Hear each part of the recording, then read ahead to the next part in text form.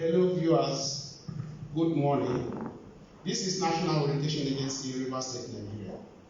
Welcome to a fresh edition of NUA River State Dialogue, a live streaming program on Facebook. On this platform, every Friday, 11 a.m. to 11:30 a.m., as part of our statutory function, we discuss issues that inform, educate, and sensitize citizens on government policies, programs, and activities. I will also entertain questions, comments, and suggestions from viewers. That's the kind of feedback. My name is Edis Nria Dapa, your host. Remember, this program is brought to you by National Orientation Agency, River State, Nigeria, with support from UNICEF. Last week on this program, we discussed some issues leading to child mortality, the causes, the implication of COVID-19 on the challenge of infant mortality, and the role of parents, community influencers, and governments in addressing the challenge of high infant mortality rates in Nigeria. Today, in continuation of our program on risk communication and community engagement, with the broad theme COVID-19 and child survival, we are going to discuss a different topic, which is child trafficking and child labor in pandemic era. With me in the studio is an intelligent officer of the National Agency for the Prohibition of Trafficking in Persons here in River State. She is Mrs. Winifred Simeon Ede. Madam, you are welcome. Also with me in the studio is an orientation officer, somebody from National Orientation Agency, Mrs. Ifoma Nachuku. Madam, you are welcome. Thank you very much. You can be part of this program by sending in your comments, questions, and suggestions as the program progresses.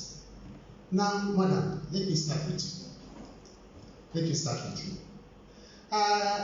There is this story trending on the social media, of some children rescued from traffickers in Kogi State and later taken to Anambra State Police Command in connection with child trafficking. And it's on the social media. And when the woman was arrested, a 55-year-old woman, which was arrested during interrogation and all that, she confessed that children are sold for about 200,000 to 300,000, depending on their age and their sex. And just yesterday, I also heard it over the news that a woman was jailed or convicted in Port Harcourt for child trafficking, convicted for 4 years. Then you can say that what we're saying, that child trafficking and child labor is a serious business in Nigeria. People are doing it and making money and is thriving in Nigeria. What do you think are the major causes of this crime against children? Thank you very much, Mr. Ellis, for having me on this program. Thank you very much, Mr. Ellis, for having me on this program. Well, the major cause, let me not go to causes, the major cause of child trafficking in Nigeria is poverty. The poverty level is high. Then, if we are talking about other causes, unequal access to education, most of large family size, we don't even, unemployment is there, but these ones are really the key. Large family size, most people there, yes, children are a blessing from God, but you have to have children, you bring children to the ones that you can cater for, the number of children you can cater for. But you find out that most people that are more vulnerable to this human trafficking are the ones that, let's say, they are extremely poor. You could come up and tell them anything and they are willing to give. And most times they even go about looking for who to take their children. There's a woman right now, she has been calling me please, I'm still waiting for you. I need someone to take my second daughter. And why do you want your Second daughter for what? Please, I need someone where as house help. Yes, as house help where my daughter can stay. Madam, why do you want to give up? She says she will not be able to take care of the kid. She needs someone to take. Do you think the woman had opportunity? No, she has a means of livelihood. I mean, opportunity to give her the child. No, she has, because the way she's telling me, she must have been telling other people, which one of them will, will be willing to assist her in that regard. As in giving her, let this woman stop disturbing me, let's just give her the but even if I want to, we as NAPTIP, we are not against people assisting people. We are not against people staying with people. We are against the child abuse side of it or child exploitation side of it. You get take a girl, promise the parents, heaven and earth, I'll take care of this girl, either I'll send her to school or I will register her in the trade to be self-employed in the future. But you bring this girl, you begin to exploit her, or you begin to, she's into forced labor, and all that. So that is just, if the woman could fend for her children, do you think she'll be going about looking for who to assist her with the children? So poverty is there. Then the large family size too is there. If the woman had, let's say, did not have the number of children she had, I'm expecting the large family side of it. If she did not have the number of children she had, of course, with her legal earning, she would have been able to, cater for the smaller guys also too. And the unemployment too is the most people they don't do anything, but I don't think it's as bad as because even if you are not a government employee, most people are self-employed, and so I mean they can fry groundnut, they can sell tapioca, they can do anything to survive, and all that. So basically, all poverty, unemployment, large families, I don't care looking. Some children they really want to leave their environment. They see the parents as a threat, especially as the adolescent ones, where you begin to correct them, they begin to make one mistake or the other. They see the parents as they are bugging me, I want to leave. When they go to school, they interact with their friends. Most of their friends may be living with this auntie or uncle, you don't know what they are doing. Most of them even enjoy it, but you don't know what they're doing. You are eager to leave home. Like a girl we know, she was eager to leave her mom. She's a product of a single parenthood. She was eager to leave her mom. The mom was bugging her. But someone deceived her, brought her into town, that she wanted to be a house help.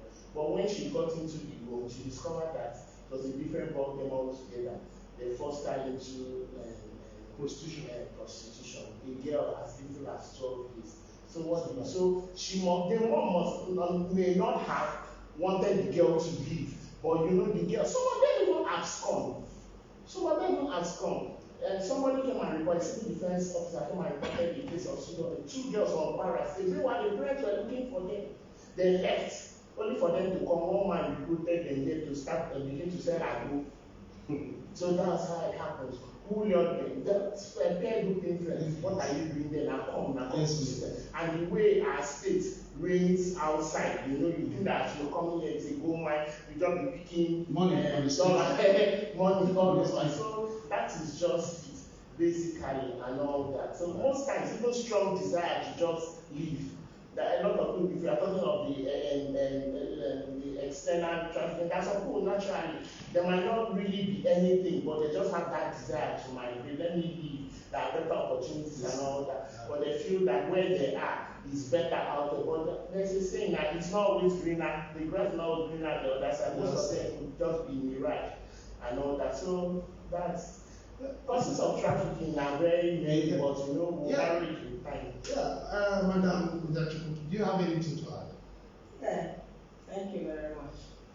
To add up to what she has already said, just like she said that the causes are numerous. I want to add that natural disaster and humanitarian disaster is part of the causes.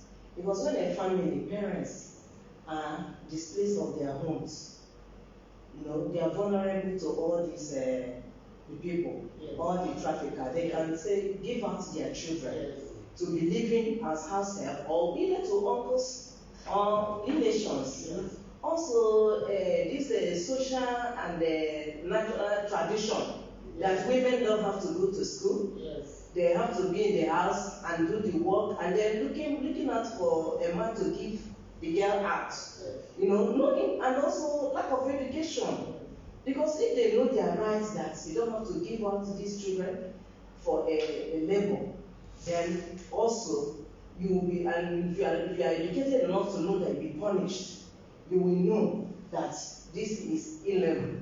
And also, some are forced into labor, into their parents. Also, parents are culprit causes of all these things. Because they force their child to be in their own father's home and be using them. They don't want to take them to school.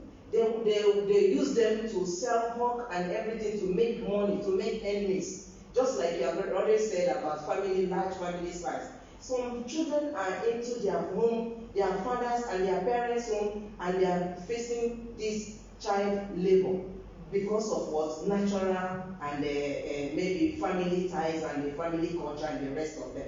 And also government also, the laws are not being enforced.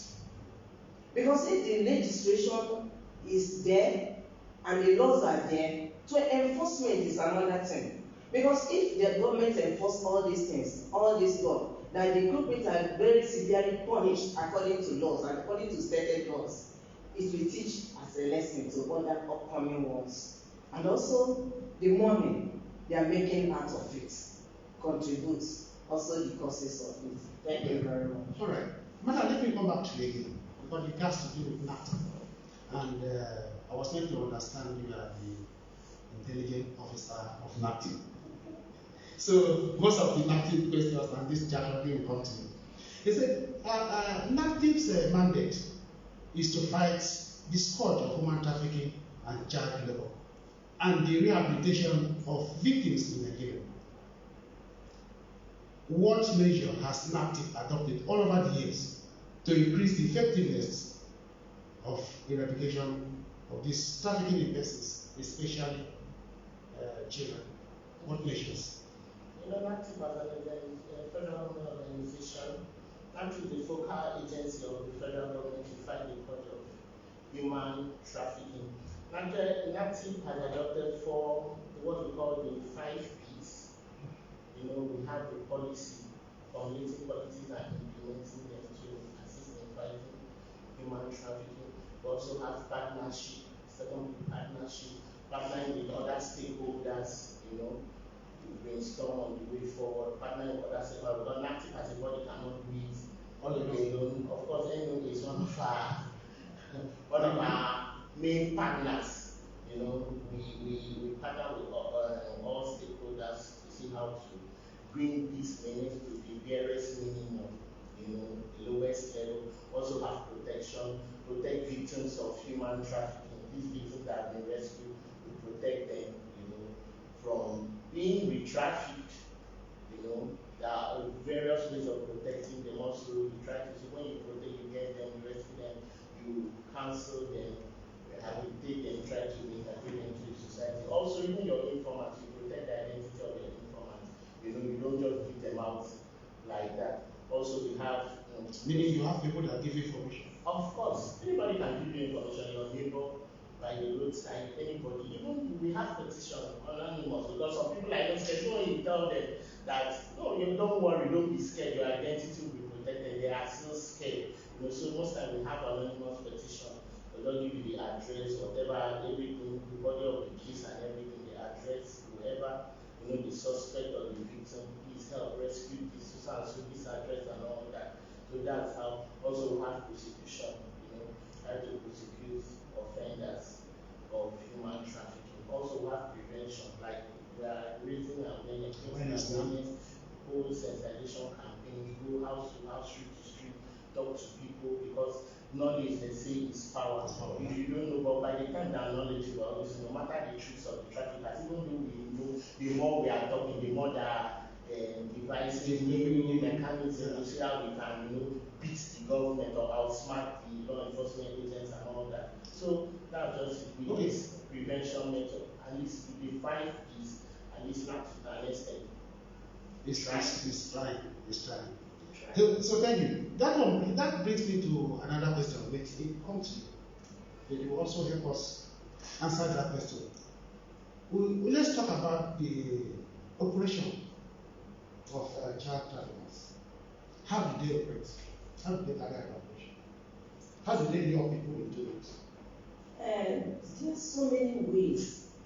Some use enticing word, even to parents. They go to parents and tell parents there's a labor, there's a job here, your child can be taken, and they lure the parents, walk into their emotion, especially those vulnerable ones that are not capable of taking their care of their children.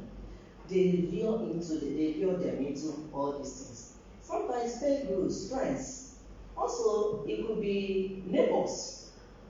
They pay them to go and help them. Sometimes they use monitoring. They monitor all these people. They monitor them, how the family operates. They are victims. They set somebody, maybe neighbors or uncle or anybody, close relation, to lure these people into it. Work on their emotion. Some people also use threats and take these children away from their parents. Also, talk to their parents. That is number one. They lure the parents and then with enticing word. You can make it, there's so much money, and I will take your child to school. At the end of the day, I find that they're using them for child labor. Madam, do you have anything to add? Basically, it's still the same thing she said. They lure them through different means, they entice them with anything, especially like we had earlier mentioned about the root cause, poverty.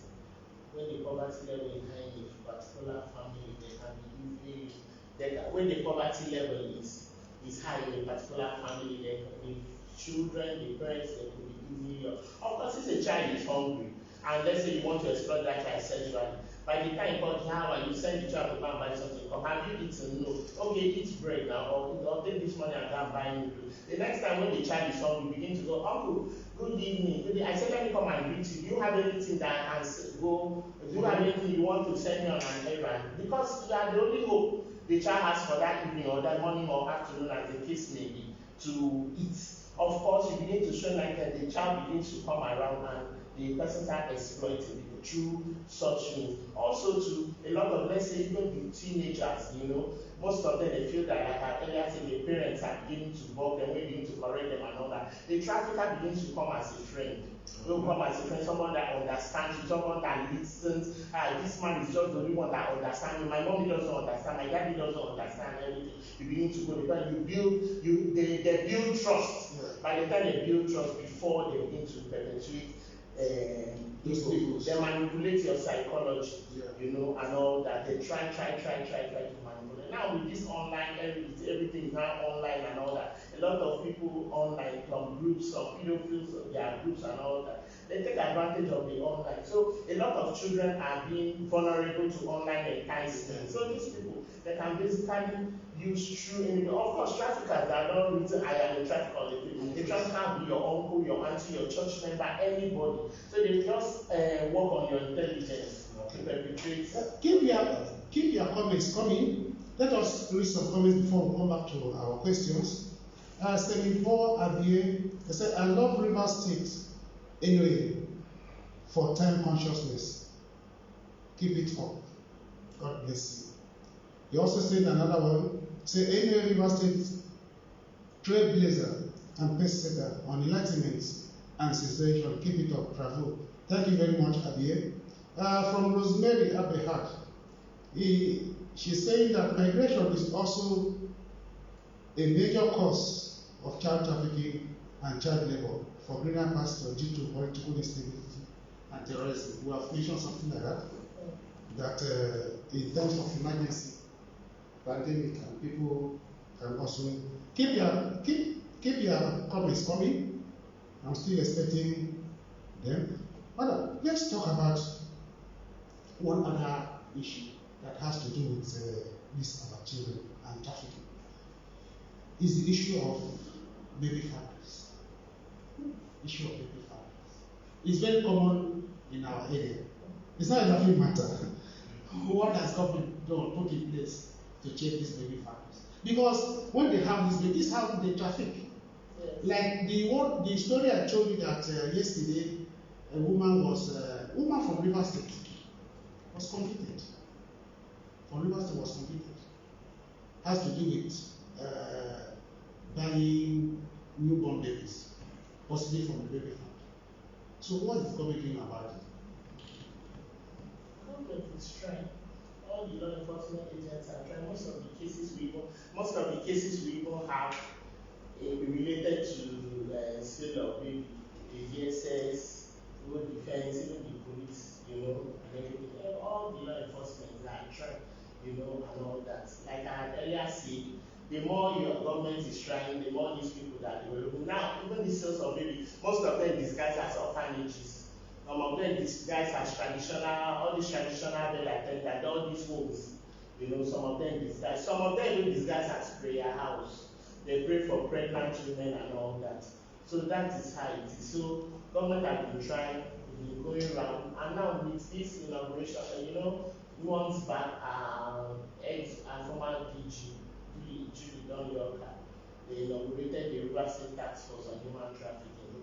I feel that things will begin to, they'll begin to checkmate more, not that they're not checkmate more, assisting activities to go around, begin to inspect orphanages and all that, because we know that most of them are disguised as genuine ones. Meanwhile, they perpetrate these. When you go around, you also tell them that if you want to adopt, there's a legal way where you can go to the ministry and there's a process. Of course, sensitization. We say that in as much as NAPTIP doesn't adopt, but Nation Social Welfare. If you have any question on adoption, you go there, they'll put you through and all that. They're doing that sensitization with them and all that. Even some girls that are being rescued from those baby factories where they have been there getting pregnant and maybe they are selling their children and all that. When you rescue these girls, but the last ones we rescue, those ones we found them in brothel. When you rescue them, feel that you are a threat. You are a threat, but when you begin to counsel them, that's when they begin to know, okay, so I was being exploited. There was a time that we had some victims that were transferred to us. The girls, they didn't even know. One of them had even sold her baby for 90,000. 90,000? Yes. We started educating her, telling her. That's when she won't understood the need. The other one, her boyfriend, or now Keke man, said guy didn't want the child, the pregnancy. Now so she ran away. She didn't even have the money. So that was where one woman approached her. Because these women, they go round. She said they even met her in front of the market. Fine girl, how are you? It's like you are pregnant. Are you okay? Are you married? They begin to ask her. You begin to pour out. Who is this good Samaritan that God has brought my way? You begin to pour out. Then when you start telling them your story, they know, hey, yeah, they put you in that pitiable state, and they offer themselves as the God, the Samaritan God that has brought your way. Of course, you will be like, okay, some of them, if their parents must have driven them from home and all that. So, of course, they follow them. There you see, they even try to convince them this is a thriving trade. You can, get money for yourself. After you deliver, we look for someone to impregnate you again and all that. So most girls give it, most girls not giving, but one of those girls, she was still pregnant when they intercepted, raided that particular place and all that, and I believe that she must have put to bed and all that. So that is just it. That is. Keep your comments coming. Keep your comments coming. Madam, is it that this thing is increasing? Child labor and child trafficking is increasing. Is it that our laws, we don't have necessary laws put in place to take care of these things, or the laws are weak? Is it that we have laws that cannot take care, or we have laws and they are weak? The honest truth is that, in as much as we are talking about the laws are there, the laws are being enforced, people are being convicted for such crime every day on a daily basis. But also, in as much as we are talking about the laws, whether they are enforced or not, are we tackling the causes of it? There are some people that are even they have been victims of this menace, that they have a tendency to be re-victimized. There are some people that they've not been victims just once. Some have been because when you rescue somebody and you know the person trying to turn a new leaf, you take that person back to that situation area. He or she is confronted with the main causes that made, or the woman, you bring back her daughter. She's the main thing that made her send her daughter out is still there. She can't even feed, she can't do anything. And you feel that another person, so far the person quotes the trafficker, quotes his or her tongue very, very well to convince her again. Do you think she won't give out? She will. She will. So these two things, when you are talking about this one, also talk about this one so that you can balance. That's just the honest. Yeah, this is the reality. Madam Ifoma Nachiku, how has the pandemic, we're talking about COVID-19, how do you think this pandemic has complicated or exacerbated the problem of child trafficking and child labor? Do you have any influence on child trafficking? Yeah, this pandemic has done a lot of bad instead of good to families. Most families lost their job. Parents, they lost their job. Both parents, some are displaced in their homes. They don't even have where to stay. You know, so because of all these things, they start giving their children out. Or some use their own child to make money, to meet ends meet economically. They purposely give them out because of all this. And in fact, I think the percentage is very high. I think I read about something about it. Is it 70% of what this pandemic has cost the child trafficking and child labor? This since 2020 and now. So it has done a lot of harm by making, there's a lot of lost job, there's a lot of homes, there's a lot of children. Also, these young girls, they want to make money, by giving themselves out to men. Because the parents cannot feed them. Some have large families, and they don't even have skills. They don't even have skills, because even if you are not educated, you don't even have a job, you lost your job, you can have something you can offer. The parents are not helping their child by training them skillfully, so that even when this one is not there, you can cope with this one, continue with this one. Then this has made us, even the company that are helping, giving palliative and the rest of them. Okay. Madam, our time is running out. I have issues with my phone. I have so many comments. I was trying to press it and asking for more comments. I just saw them now. With our time, we are running out of time. But before then, Madam, what do you think are the responsibility of citizens, especially parents, to tackle this child trafficking and child labor? Just very briefly, because we have just. Can't even reach the daughter and all that. So parents, they should try and see how they can really provide. Some they don't feel that okay, they'll be having children. There are people there that they have in mind to assist. When the people they have in mind to assist are not forthcoming, they are helpless. So parents should try to do something. I mean, one of the child rights, they have a right to be taken care of. Children have a right to be taken care of. You try as parents, you can fend for, and have the number of children you can cater for, and all that. That's why I say, please carry your eyes. You should be very, very vigilant, because this child trafficking, some sexual molestation happening in our homes, in our environment, our estates, and all that. Not even far. So parents should have more time. In as much as all of us are struggling to make any more, parents should try and have more time for the kids instead of leaving the children at the mercy, of the house help and all that. Because most of even some that were first molested is from their mates. So that's just. Thank you very much. That is much we can take for today. I want to apologize. I have so many comments here. Ifi Amukieze, we have Intedio Epo, Williams Bekimbo, Blessing Jumbo. I'm sorry, Golden Female. We cannot take all your comments because our time is up. Madam, I want to thank you for finding time to be in our studio. I hope when we meet again you will come. Yes. Thank you very much. Madam Onachiku, thank you for having time to be with us. To our viewers, I want to say a special thank you to you all. It's been a very wonderful time with you. Remember, this program will continue next week on the same platform and the same time with another interesting topic. Be part of it. And if you want to be part of this program, just go to Facebook.